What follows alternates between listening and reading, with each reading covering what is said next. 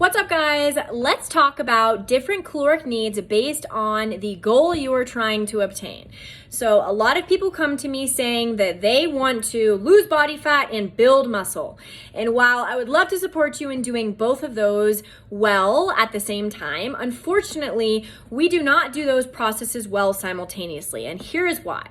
If we are looking to lose body fat, we are primarily looking to be in a calorie deficit.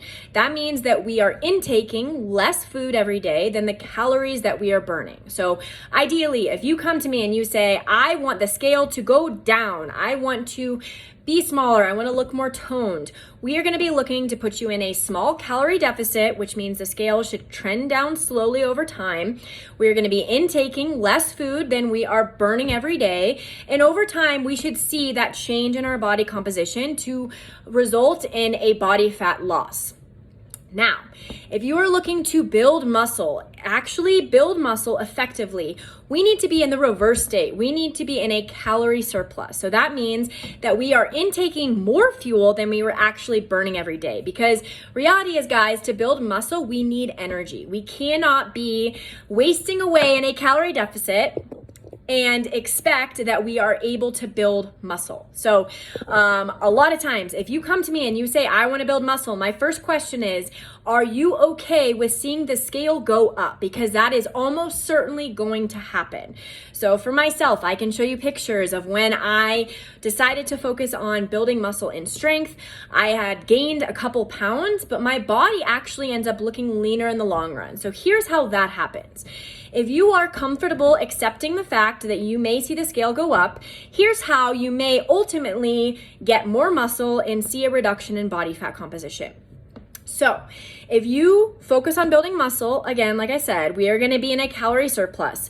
Over time, as you combine that with strength training, you build muscle, and muscle takes more energy to sustain than body fat. So if you are able to actually put on a pound or two of muscle over the course of, let's say, months to years, guys, this is not a fast process. So please do not come to me asking to put muscle on in 2 weeks. It does not happen. But if you are consistent with nutrition in a calorie surplus, you are consistent with a workout routine focused on strength training, over time, your muscle mass will increase, which means your metabolic rate, your calories that your body needs to consume every day to preserve your muscle mass will actually increase. So over time, you will burn more calories at rest because of the muscle that you put on, which means you can actually start to eat more food while your body will start to get rid of your body fat. So long term, if you say, my primary goal is to build muscle and ultimately be leaner, I encourage you to consider that calorie surplus option. Let's get you going that way. But you must be okay with seeing the scale change. Throw the scale out the window. It does not matter if that is your primary focus. If you are not quite there yet mentally and you'd like to focus on seeing a leaner, toner look, I encourage a calorie deficit to start. And at some point, we can transition into a different focus on building muscle.